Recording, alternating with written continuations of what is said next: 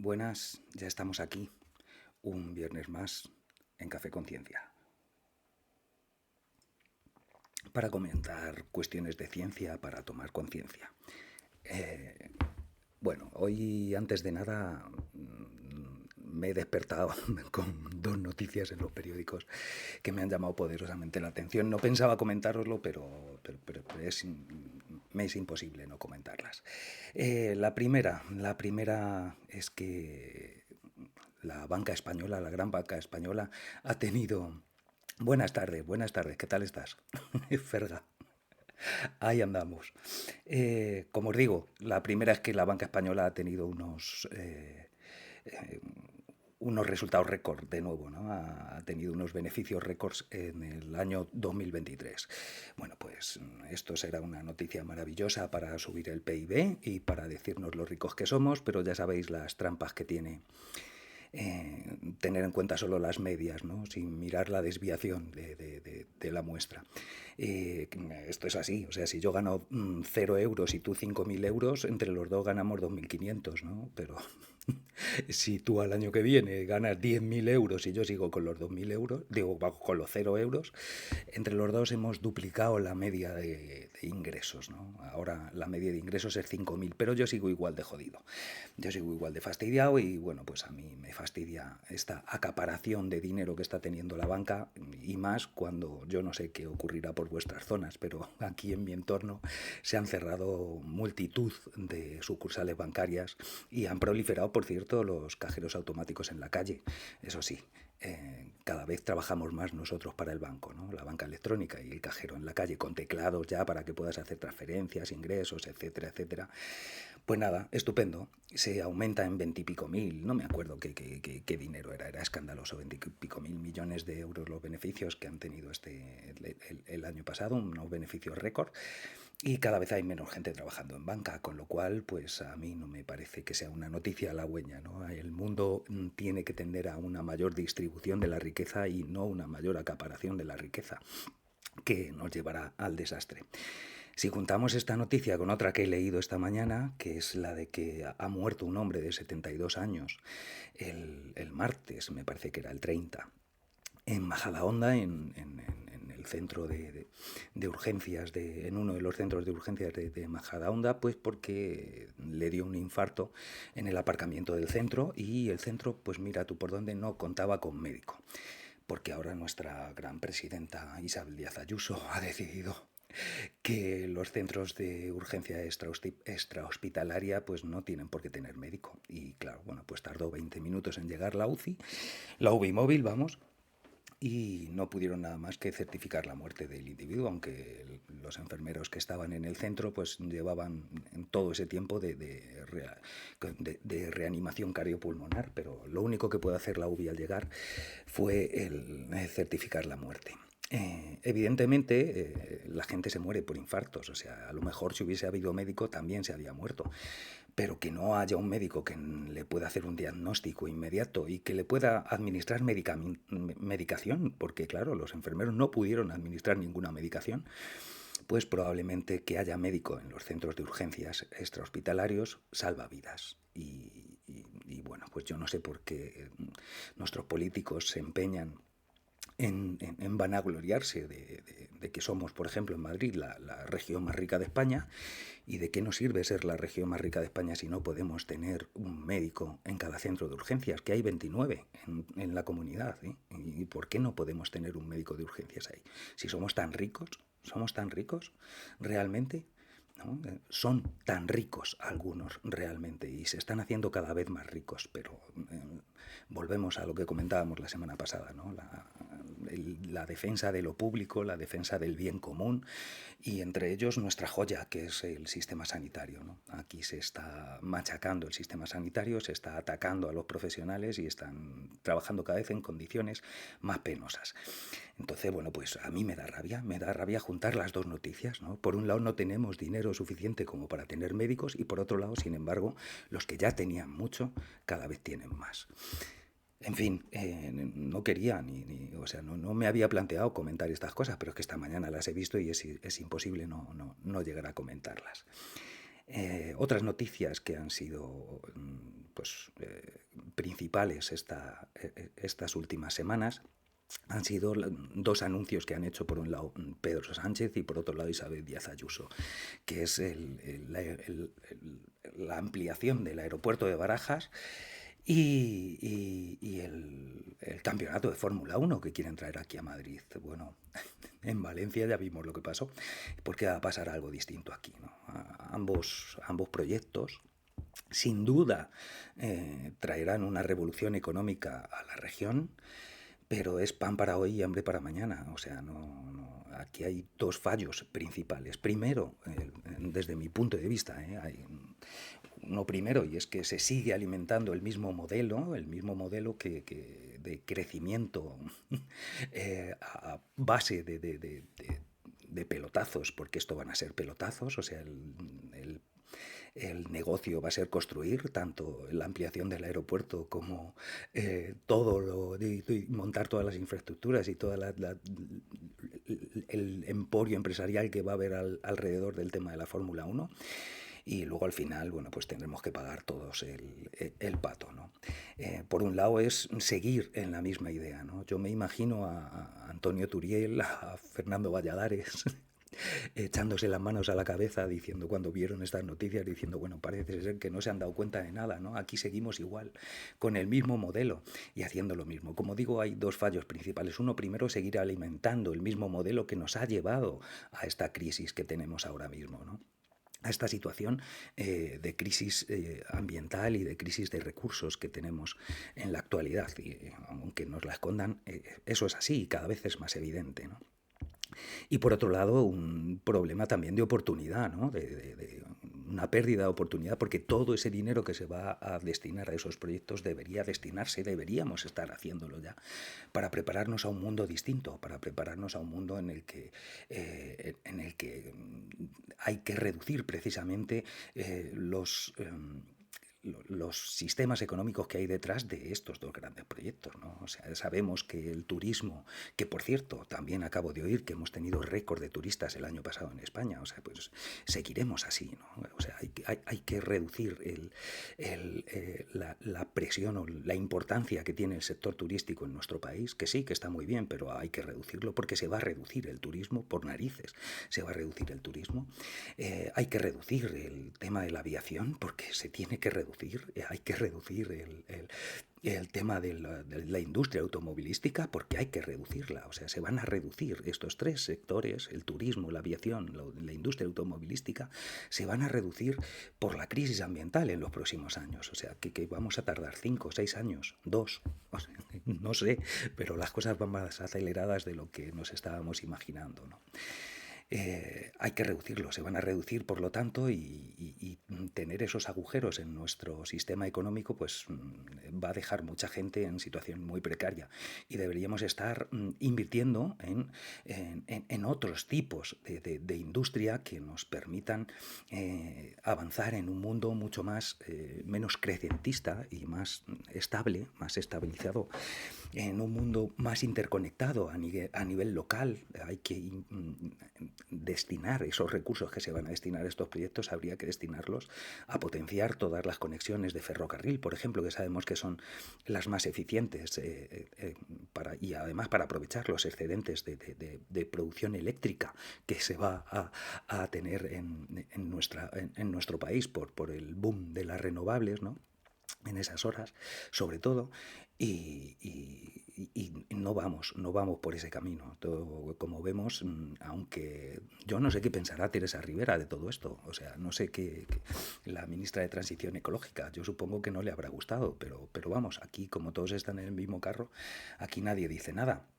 Pero no es, como digo, se va a reducir el turismo, se tiene que reducir el turismo, se va a reducir el turismo, se va a reducir la aviación, se va a reducir la industria automovilística por la crisis de recursos y la crisis energética, ¿no?, que tenemos. Pero es que si no se redujese por eso, se tendría que reducir para evitar precisamente los efectos del cambio climático que estamos teniendo, ¿no?, del cambio climático y del impacto que nuestra actividad exagerada, exageradamente productiva y extractiva, pues está teniendo en nuestro medio ambiente, que lo está destrozando. Lo está destrozando a unos niveles que pensábamos que iban a ver nuestros hijos, pero que ya estamos viendo nosotros, y probablemente en muy poquitos años vayamos a ver consecuencias peores, ¿no?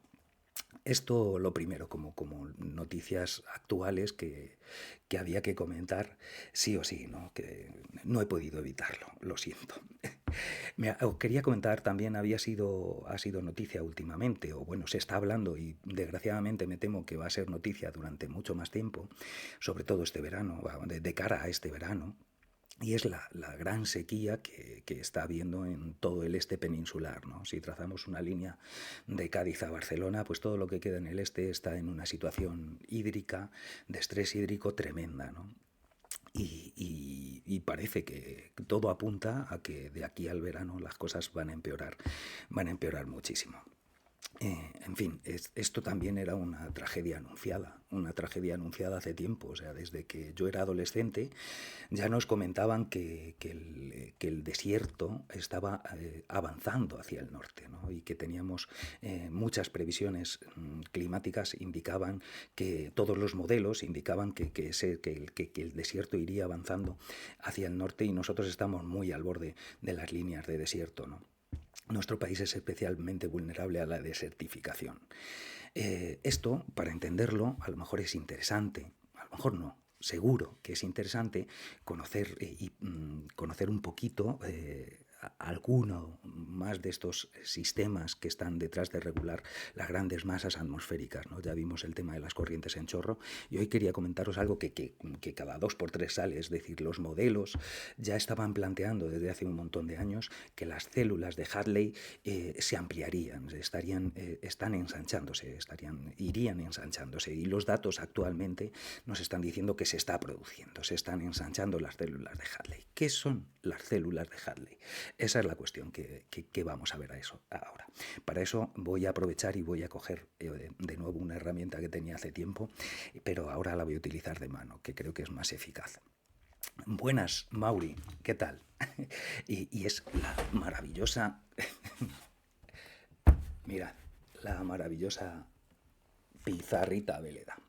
Mirad, las células de Hadley son subsistemas de movimiento del aire en la troposfera, ¿no? La troposfera es la capa más baja de la atmósfera en la que vivimos nosotros y donde se producen los fenómenos atmosféricos. Bueno, pues estos movimientos de masas de aire en la troposfera, en función tienen 3 celdas por hemisferio en función de la latitud a la que se encuentran, ¿no? Mirad, si tenemos, imaginaos que esto es la mitad de la Tierra, ¿no? Perdonad el dibujo, voy a ponerme así para ver qué es lo que estoy dibujando. Si esta es la línea del Ecuador, pues mirad, primero, como he dicho, van en función de la latitud.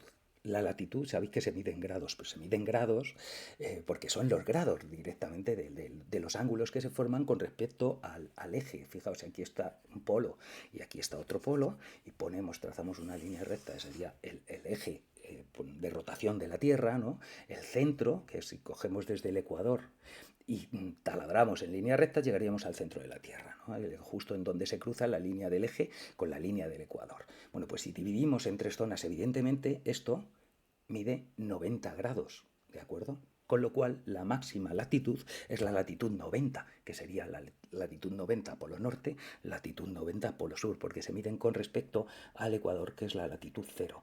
¿De acuerdo? Estos son los 0 grados. Con lo cual, si dividimos en 3 grandes regiones, más o menos si son 90, pues si cada 30 grados ponemos, aquí estarían las 3 células que os digo que en las que se organiza el movimiento de estas grandes masas en la troposfera, de estas grandes masas de aire. La célula de Hadley sería esta sería la célula de Ferrels, y esta sería la célula polar, ¿de acuerdo? Acordaos que ya estuvimos viendo las las corrientes en chorro, ¿no? Que en la tropopausa, en esa zona que hay entre la troposfera y la estratosfera, mueven ríos de aire, ¿no? Eso serían las corrientes en chorro. Esta sería la corriente subtropical, equivaldría estaría más o menos alrededor de estos 30 grados. La corriente polar, la famosa corriente en chorro polar, estaría más o menos en torno a los 60 grados, justo donde cada una de estas células, en los límites de cada una de estas células. ¿Qué es lo que ocurre aquí? Mirad, lo que ocurre es que evidentemente en el polo sur ocurre exactamente lo mismo, pero desde el otro lado, ¿no? Esta sería la célula de Hadley aquí, esta sería la de Ferrel y esta sería la polar sur. El aire, por la diferencia de insolación que tiene cada una de estas zonas en función de la latitud, ¿no? Porque incide el sol muchísimo más recto siempre en el ecuador que en las otras zonas, calienta más las zonas más cercanas al ecuador y calienta menos las zonas más cercanas a los polos. Esto hace que haya un movimiento de convección que es lo que hacen tus radiadores, ¿no? Y los calefactores calientan por convección, ¿no? Empiezan a calentar el aire que está a su altura, pero el aire caliente se asciende, desplaza el otro aire, etcétera, etcétera. Esto ocurre aquí. En las zonas del ecuador, por lo tanto, se producirían movimientos hacia arriba, ¿de acuerdo? Movimientos elevados, sería una zona tremenda de bajas presiones, que es lo que ocurre en el Ecuador, y por eso en el Ecuador es la zona de máxima lluvia en todo el mundo. Esa es la cuestión. Bueno, pues subiría, como veis, en la zona ecuatorial y giraría de manera que justo bajaría, todas esas corrientes bajarían justo alrededor de los 30 grados. Y luego aquí ocurriría, en la de Ferrel, ocurriría exactamente, ocurriría lo equivalente, pero en la otra dirección, como veis. Estos serían los movimientos fundamentalmente de masas de aire, ¿no? Aquí subiría el aire muchísimo, muy fácilmente, porque habría mucha convección, mucho calor, y desplazaría estas masas de aire, que al final son masas de aire ya secas, puesto que ha descargado aquí la mayoría de la lluvia, y lo que produciría aquí es una zona estable. En estas zonas sería una zona estable, alrededor de los 30 grados, una zona estable de anticiclón. El famoso anticiclón de las Azores pilla por esta zona. La cuestión es que esta latitud que se produce alrededor de los 30 grados se conoce, fijaos que es curioso, se conoce como la latitud del caballo. La latitud del caballo, porque yo ya creo que con esto ya nos hacemos una idea. La latitud del caballo se llama porque en el siglo XVI, cuando los conquistadores españoles atravesaban el Atlántico, cuando iban con caballos, y cuando llegaban a la línea de latitud 30, al paralelo, al paralelo 30 de latitud, en esa zona es una zona, precisamente por esas altas presiones permanentes, una zona de bastante probable calma, y eso ralentizaba su viaje si se quedaban allí varados en una zona de calma chicha, que se decía, ¿no? Pues el problema es que empezaban a tener escasez de agua, y esa escasez de agua, cuando llevaban caballos y los caballos tienen una demanda hídrica de agua muy grande, hacía que sacrificasen a esos animales y los lanzasen al mar.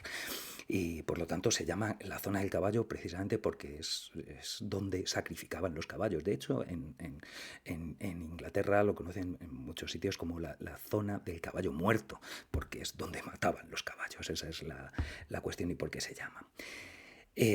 Algo que hay que tener en cuenta es que alrededor de esta zona de latitud 30, tanto norte como latitud 30, tanto sur, alrededor de esa zona, más o menos en función en las zonas terrestres, por la orografía se ensancha más o se ensancha menos, o sube un poquito o baja un poquito, pero alrededor de ahí es donde están las principales masas desérticas del mundo, ¿no? El desierto del Sáhara, todo el tema del desierto de Arabia, de Oriente Medio, todo el desierto de Arizona y el desierto del norte de México. En el hemisferio sur, el desierto de Atacama, el desierto del Kalahari, todo el desierto de Namibia, todos estos desiertos, y el de Australia, el desierto australiano, están alrededor de esta línea del caballo, ¿no? de esta latitud del caballo.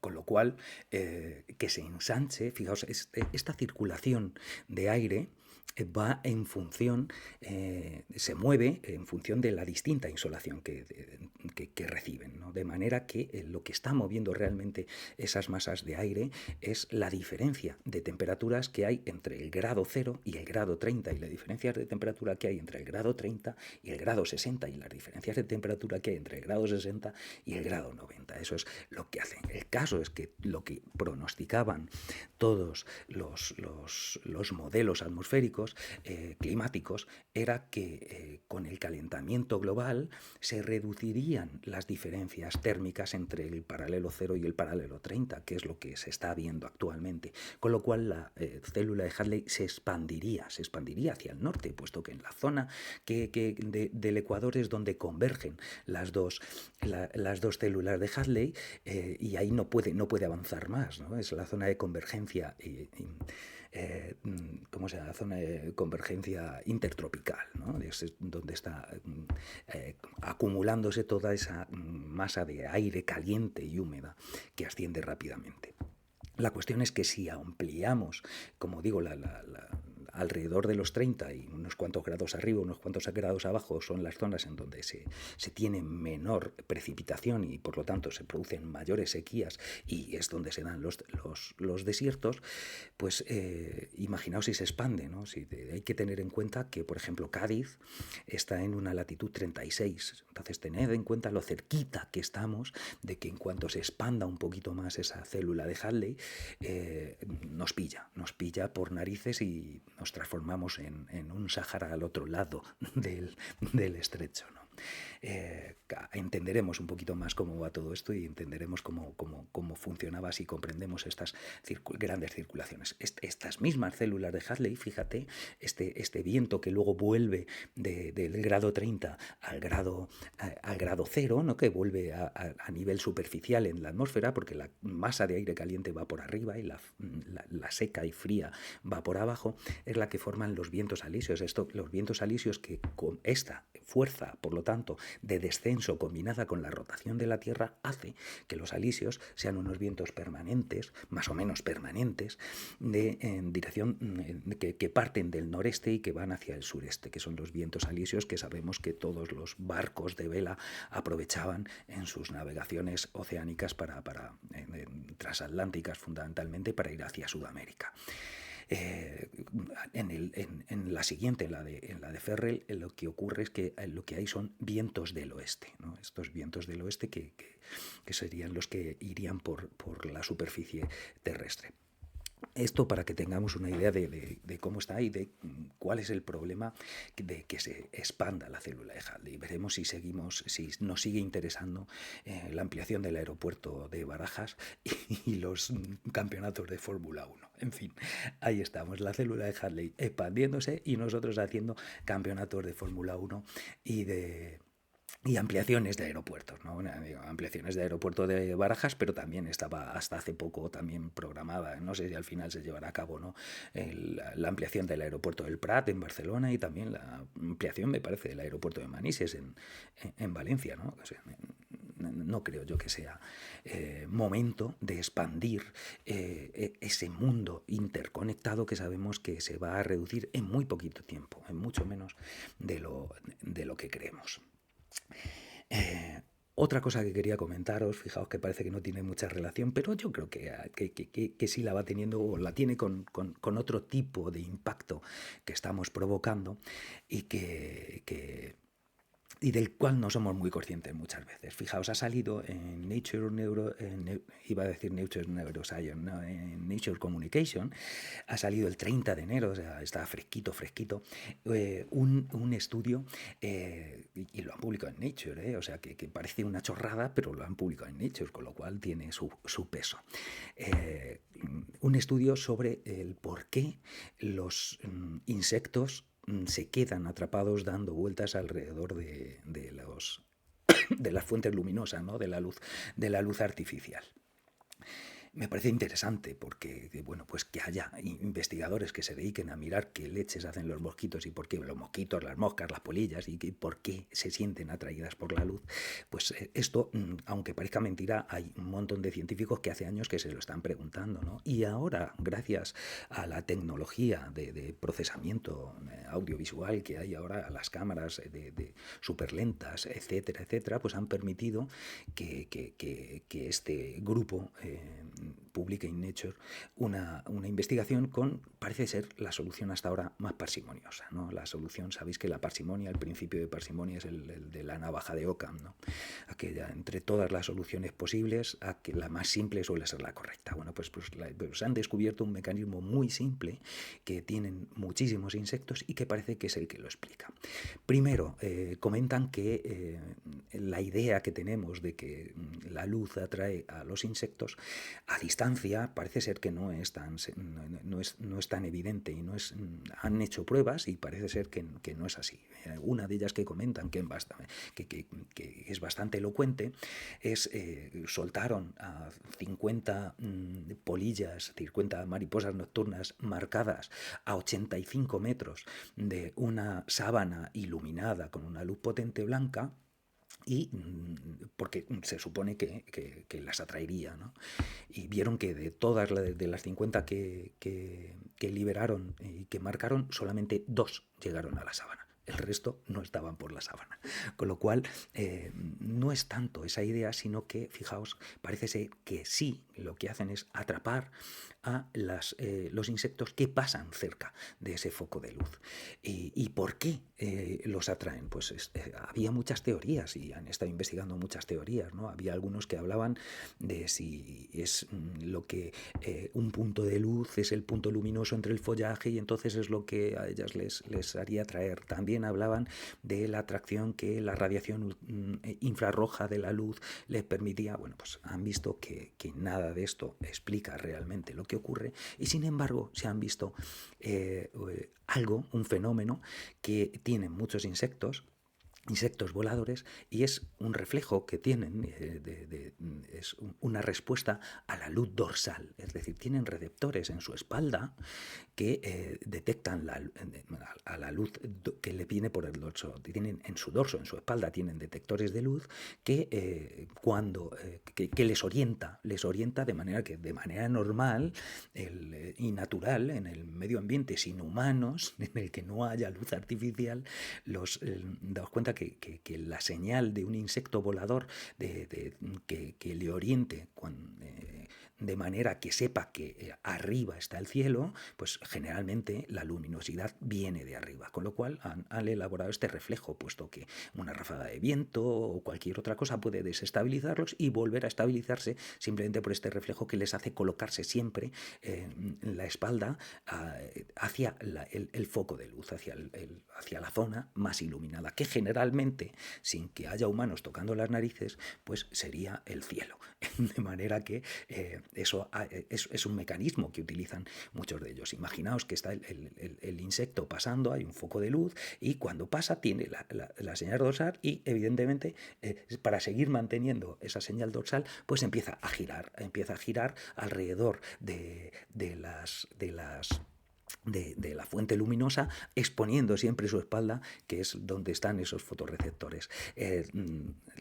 Esto les provoca además algunas alteraciones, puesto que tienen otros sistemas, algunos tienen otros sistemas para saber si están en qué posición están volando, que es importante, ¿no? Por ejemplo, todos los animales que tienen patas lo suficientemente grandes, pues es el que las patas cuelguen hacia abajo es una señal de gravedad. Entonces estas incoherencias entre la luz que reciben en la espalda y las señales les hacen desestabilizarse y pierden, caen, empiezan a darse golpes. El reflejo en el suelo es terrible, puesto que ahí se vuelven al revés y se estrellan contra el suelo. Es decir, el impacto que estamos generando con el fenómeno de contaminación lumínica también está afectando muchísimo a los insectos, ¿no? Está afectando a todo, porque la contaminación lumínica, como digo, es un evento que viene con los humanos, ¿no? Antes de los humanos no había contaminación lumínica, evidentemente, y con los humanos la contaminación lumínica, como todo, puesto en una cierta escala, realmente, bueno, pues ha tenido un aumento exponencial en los últimos 50 años. Pero si pusiéramos 100 años desde que tenemos una luz artificial lo suficientemente extensa por el mundo, aunque ya os digo yo que es un cálculo muy generoso, puesto que realmente es los últimos 50 años cuando esto ha ocurrido, pues es que 100 años, por ejemplo, en el tiempo de nuestra especie, que decíamos el otro día que la Eva mitocondrial vivió nuestra abuela, de la que descendemos todos los seres humanos actuales del planeta, vivió hace 200.000 años, pues en 200.000 años, 100 años es el 0,05% del tiempo. O sea, el 99,95% del tiempo que ha estado nuestra especie en nuestro planeta no ha generado esta contaminación lumínica. Con lo cual, pues claro, los insectos pues no les ha dado tiempo a adaptarse a estas circunstancias, pero ni los insectos, ni muchas plantas que también tienen que realizar determinados procesos químicos en oscuridad, y algunos no pueden precisamente por la iluminación artificial, ni los pájaros, que no, yo oigo pájaros a las 3 de la mañana cantando en el parque de detrás de mi casa, ¿no? Porque hay luz. Es que las alteraciones que estamos provocando con ese exceso de luminosidad, y precisamente España es uno de los países de la Unión Europea con más contaminación lumínica. Nos gusta muchísimo eso del brilli y deberíamos hacérnoslo mirar, ¿no? También tiene un impacto, aunque parece que no es igual, tiene un impacto muy fuerte en el ecosistema y en nosotros también. Sabemos que las alteraciones que provoca la exposición a la luz artificial, entre otras cosas, están muy relacionadas con los desarreglos en los ritmos circadianos. Sabemos que el reloj circadiano es ese reloj interno que tenemos, que regula esos ciclos que oscilan alrededor de un día, que son los ritmos que circan el día, por eso se llaman circadianos. Pues sabemos que se regula por la exposición a la luz, ¿no? Hay un núcleo que se llama núcleo supraquiasmático, porque está justo encima del quiasma, de donde se cruzan los nervios ópticos, de acuerdo, en el hipotálamo, justo encima del quiasma óptico, y recibe una cierta información de si hay luz o no hay luz de esos tractos ópticos que llevan la información hacia el tálamo, ¿no? En este caso, en el hipotálamo, como os digo, está ese núcleo supraquiasmático, y ese núcleo supraquiasmático da información al resto del cerebro de si hay luz o hay oscuridad. Y cuando hay oscuridad se dan los procesos que se dan en oscuridad. Entre otros, por ejemplo, la liberación de la melatonina, que sabemos que es importante, por ejemplo, para regular los ciclos de sueño-vigilia, ¿no? Entonces, tener problemas de sueño, tener problemas incluso se relacionan, y hay algunos antidepresivos que están detrás de este mecanismo, porque su acción principal es actuar activando esos receptores de melatonina, ¿no? Entonces hay como la agomelatina, por ejemplo, es un antidepresivo que se utiliza precisamente porque lo que hace es resetear o volver o ayudar al reloj circadiano a volver a producir la melatonina, y porque el descanso es fundamental en los procesos del estado de ánimo, ¿no? No hay nada más que ver si te privan de sueño durante... Bueno, sabéis que es una de las torturas que utilizan todos los ejércitos que torturan, ¿no? Que iba a decir todos, pero bueno, dejémoslo ahí, ¿no? Todos los ejércitos que torturan. La privación de sueño es una de las torturas clásicas porque te desestabiliza completamente. Bueno, pues la importancia que tiene esa luz artificial, fijaos que es un fenómeno muy reciente, ¿no? Una de las cosas que me parece importante es tomar conciencia también de que el mundo que tenemos y cómo lo tenemos no ha sido siempre así, y no ha sido siempre así, no hace tanto. Es que no hace tanto, es que en la vida del ser humano, es decir, es que llevamos 200.000 años en el planeta como especie, y solamente, como digo, el 0,05% es cuando hemos provocado, por ejemplo, el fenómeno de la contaminación lumínica, ¿no? Ya os digo, el 0,05 o el 0,025, porque realmente son 50, no 100 años en los que el impacto de nuestra iluminación artificial tiene graves consecuencias, ¿no? En fin, que veamos que no, que como digo, que no, las cosas no han sido siempre así, ni mucho menos, y que es una pena, ¿no? La mayoría, el otro día viendo un documental de Eudald Carbonell, por cierto, otro de los grandes de Atapuerca, que se va a jubilar y que ha hecho un documental ahora que emitieron el martes en TV3, me parece. Eudald Carbonell hablaba de que todos los homínidos que conocemos y que han existido, los neandertales, el Homo habilis, etcétera, etcétera, otras especies o de homínidos que ha habido en el planeta, pues han vivido pues 400, 500 mil, 2 millones de años. ¿Y nosotros qué vamos a hacer? ¿Nos vamos a cargar el planeta en 200.000 años? ¿No vamos a seguir para adelante?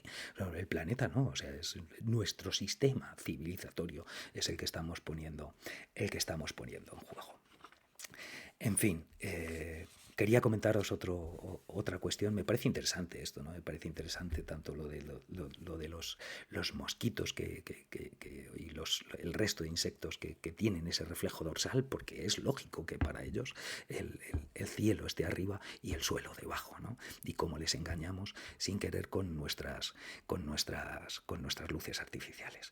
Quería comentaros otro estudio que ha salido también hace poco, bueno, salió a finales de diciembre, bueno, a mediados de diciembre, el 17 de diciembre del 23. Este sí está también en una revista del grupo de Nature, ¿no? Que este es un estudio que han publicado dos psicólogos de Harvard, ¿no?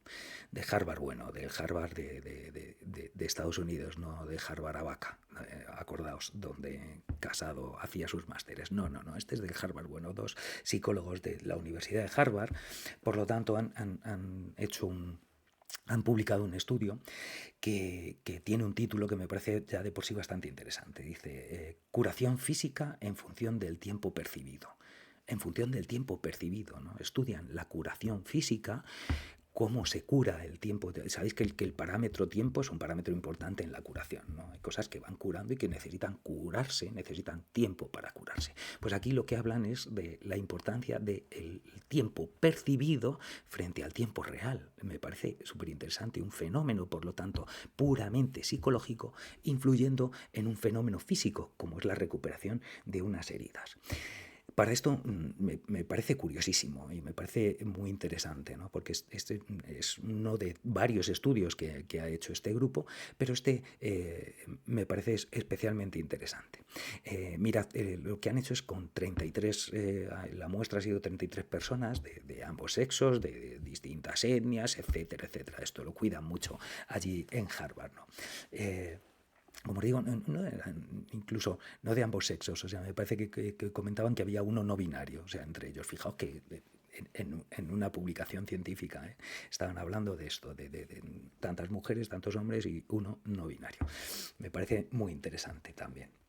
Entonces, fijaos, a estos lo que hicieron fue unas pruebas con ventosas de las que se utilizan. Sabéis que se utilizan ventosas para tratamientos de dolor, fundamentalmente. Antiguamente estas ventosas eran como cápsulas como botes de cristal en los que metían un algodón con alcohol, lo quemaban y hacían vacío y lo tapaban y ahí te chupaba. Y ese vacío que se genera ahora se hace con bombas de vacío. Ahora te ponen una ventosa que está conectada a una bomba de vacío, le das a la bomba de vacío y chupa, y eso hace que acuda y se forme un hematoma, pero que ayuda a la regeneración, a la movilización de líquidos, de linfa y de sangre, que facilita estos procesos, entre otras cosas, de analgesia, ¿no? Como os decía. Entonces, bueno, pues pero sin que sea terapéutico, estuvieron viendo cómo las señales, porque son unas señales que es decir, se provocas unos hematomas y cuánto tiempo tarda tu cuerpo en recuperarse de estos hematomas. Eso es lo que estuvieron haciendo. Y entonces a estos 33 sujetos los sometieron a 3 pruebas distintas a cada uno, es decir, que fue un estudio intrasujeto. Cada sujeto pasó por las 3 condiciones, ¿no?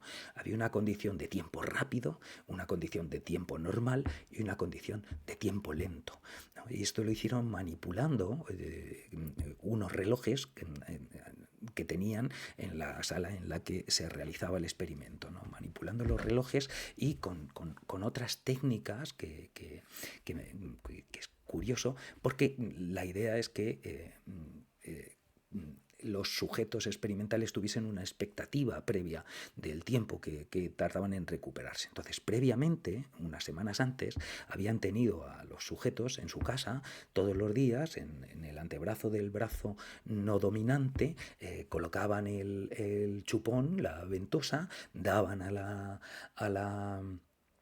la bomba de vacío, se lo quitaban y luego cada cierto tiempo tenían que responder a unos test online que les hacían sobre cómo iba evolucionando ese hematoma, ¿no? Y cuánto tiempo más o menos tardaba en irse reduciendo y en desaparecer. La cuestión es que le estuvieron así durante una semana, de manera que todos tenían, sin querer, fueron estableciendo una relación en su mente, se fue creando una expectativa de cuánto tiempo tardaba en recuperarse ese hematoma, ¿no? En cuánto tiempo tardaba en desaparecer. La cuestión es que luego cuando pasaban por la sesión experimental, el experimentador les colocaba el chupón, les daba y tenían manipulado, o sea, les habían quitado el teléfono, les habían quitado todo, cualquier aparato electrónico que pudiese dar medida, y todas las medidas de hora que había en la sala en la que estaban, que tenían un ordenador delante y tenían cada cierto tiempo que ir dando información de cómo evolucionaba, ¿de acuerdo? A preguntas de ellas y además a unos tiempos determinados, de manera que tenían que estar atentos al reloj que había en el ordenador, que era lo que a ellos les mostraba el paso del tiempo, ¿no? Entonces, a los de condición rápida, fijaos, la idea es que al final lo que compararon fue el tiempo, o sea, cómo se recuperaba ese hematoma en 28 minutos, que es lo que duraba el tiempo normal. El tiempo normal eran 28 minutos, a los que les pusieron la condición de tiempo rápido eran 14 minutos, iba el reloj al doble de velocidad de lo que sería normal. Por supuesto, esto no lo sabía ninguno de ellos, y el tiempo lento iba a la mitad, de manera que el tiempo lento fue justo el doble, de 28 serían pues 56 minutos. Y luego, por cierto, ellos informaban cada cierto tiempo, pero eso no importaba, no, eso simplemente era para que ellos fuesen conscientes del paso del tiempo, y por lo tanto el truco de hacer que el reloj fuese más rápido, pues les hacía, entraron en esa idea sin darse cuenta de que el tiempo estaba siendo manipulado. Esa es la idea. Por ejemplo, a los del tiempo rápido les dijeron que cada 2 minutos tenían que responder a lo que había, y entonces cada 2 minutos ellos se ponían, porque al final tenían que tener 7 veces esa exposición al reloj, para durante 7 veces estar reseteando en tu medida de tiempo mental el tiempo, para al final que esos 14 minutos tú creyeses que eran en realidad 28. Fijaos cómo era. El caso es que luego fueron evaluadores externos, o sea, no fueron ellos los que hicieron, y lo que comparaban era el hematoma inicial con el hematoma pasados los 28 minutos, puesto que todos estuvieron en realidad 28 minutos, aunque a unos se les hizo creer que eran 14 minutos, otros que eran 56 minutos. La cuestión, fijaos, es que después, al acabar la sesión experimental, lo que hicieron fue les entretuvieron con otros distractores, con otras respuestas y otros test que tenían que hacer para llegar a equilibrar el tiempo más o menos alrededor de 1 hora de duración, que era lo que decían que tenía que durar la sesión experimental. Así cada uno pasó por las 3 condiciones en distintos días. Se lo hicieron entre 10 y 14 días, cada uno de ellos pasó por las 3 sesiones. El caso es que lo que después analizaron otros, que analizaron las imágenes, resulta que, curiosamente, los que tuvieron el tiempo rápido, los que creían que había pasado más tiempo, por lo tanto, los que creían que había pasado más tiempo tuvieron mayor recuperación que los que creían que había pasado menos tiempo, y que los que estuvieron el tiempo real, que son todos pasaron por las 3 condiciones. Entonces, las heridas realmente se curaron, los hematomas se curaron más rápido en aquellos que percibían que el tiempo era más rápido. Me parece súper curioso. Me parece alucinante, ¿no? Como dentro de este paradigma mente-cuerpo en el que cada vez se está investigando mucho, cada vez hay más evidencia de que la relación es bidireccional y simultánea, ¿no? entre la mente y el cuerpo. Este mismo grupo había hecho estudios antes, aunque con un número de gente más pequeño, pero habían hecho estudios antes súper interesantes también, en los que manipularon la percepción del tiempo y vieron cómo también afectaba a alguna medida. Por ejemplo, una la hicieron con diabéticos y se modificó el índice de glucemia. Habían estado ellos midiendo la glucemia durante 2 semanas en su casa, etcétera, etcétera, de manera que tenían una expectativa de cuánto tiempo bajaba la glucemia, bajaba su nivel de azúcar en sangre al paso de 1 hora, que era lo que contenía el experimento. De manera que aquellos que creyeron que habían estado 1 hora cuando habían estado menos, también tuvieron más recuperación. Se bajó más su índice glucémico que los que pensaban que habían estado más tiempo. Fijaos que es la expectativa que tú tienes sobre el tiempo que está ocurriendo, es el tiempo percibido por ti, lo que al final hace que se varíen esos parámetros que son puramente físicos, ¿no? En otro que hicieron, lo hicieron con respecto al sueño percibido. Les tuvieron allí durmiendo y a unos les despertaban a las 8 horas y les decían que habían estado 5, y a otros les decían que les despertaban a las 5 horas y les hacían creer que habían estado 8. Y resulta que luego les midieron en test de, de capacidad cognitiva, de respuestas, de velocidad de respuesta, etcétera, etcétera, y vieron que respondían mejor aquellos que creían que habían dormido más, aunque en realidad habían dormido menos, aunque habían dormido 5 horas, que aquellos que habían dormido 8 horas y creían que habían dormido 5. Fijaos, respondían mejor, pero es que luego había una medición puramente física.